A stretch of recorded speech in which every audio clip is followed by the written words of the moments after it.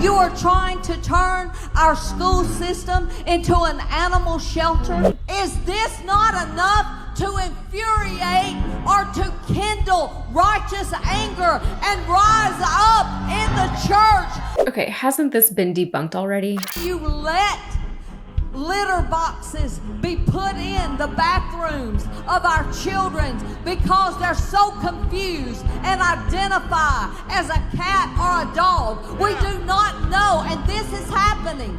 This is happening in a school. They put a litter box in a girl's bathroom because she identified as a cat. This sermon happened just this week. Robin R. Bullock, who claims to be a Christian prophet, gave a sermon where she referenced the debunked and unproven claim that schools are putting litter boxes in classrooms for children who identify as cats. Just on the surface, this was always such a ridiculous claim. First of all, they do not pay school custodial staff enough to be dealing with children's litter boxes. I don't care how progressive or open-minded a school is. I don't care how well-intended they are. There's just no way that this is happening. It doesn't make any sense. Secondly, there's never been any proof that this is happening. I heard that at least one of our schools in our town has in one of the unisex bathrooms, a litter box for the kids that identify as cats. Where it was discussed by a parent without proof, then shared on Facebook by a chairwoman of the Michigan Republican Party. In an age of digital media where everything is documented and posted, there are shockingly no receipts. There are no litter boxes in schools. These conspiracies are insulting.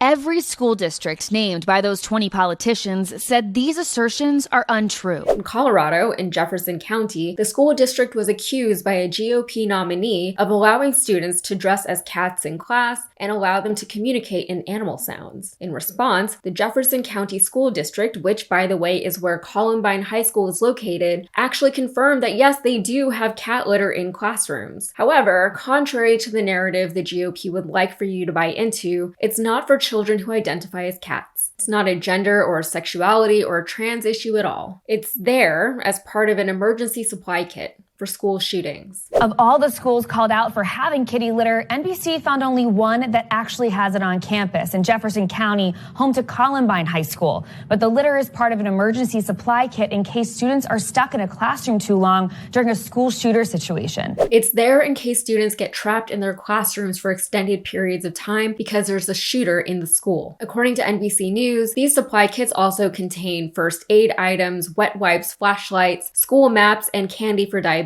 students. So it's not quite the narrative the GOP would have any interest in pushing. It's not the thing members of the GOP would want to discuss with their supporters. It's not really anything the GOP would even want its supporters thinking about. Instead, well, I was just going to say that they pivoted the narrative from one thing to another, but really they just lied. That's what it is. They made this up and they kept repeating it until it became fact to the people who chose to believe it, again, without having any evidence to support their beliefs. The rumor gained traction when it was brought up on the Joe Rogan Experience a little while ago, and Republican politicians have done more than enough to ensure that this fear of adolescent furries is embedded firmly within the modern conservative zeitgeist. And the worst part of these stories is that while nonsense is being spread, it deliberately distracts from real issues that need to be addressed. In this case, that could be gun violence in schools, student accommodations in classrooms, or maybe even school funding. And it actively harms groups of people. Instead of addressing something that's actually endangering and killing children in schools, like guns, the GOP has chosen to make up a problem that isn't hurting or killing anyone and focus its energies there instead, effectively swaying the conversation away from practical matters towards a non-existent culture war. If the problem you speak of isn't real, you don't actually have to fix it because there's nothing to fix.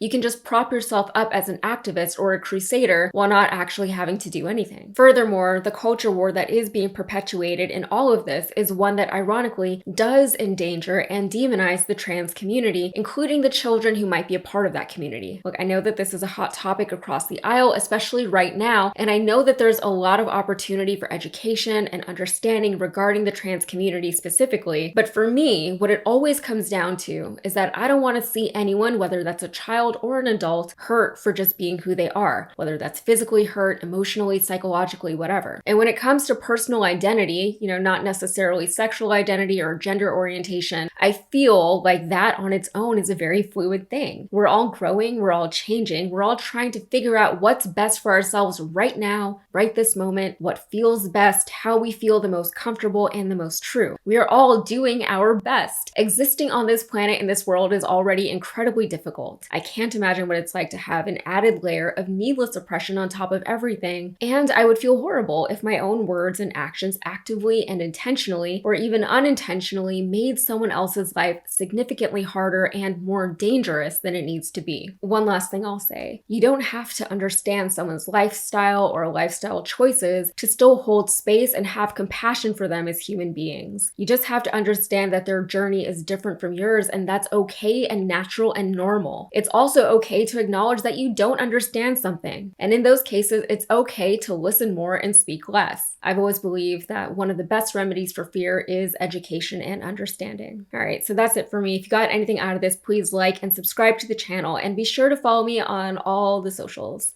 Thanks.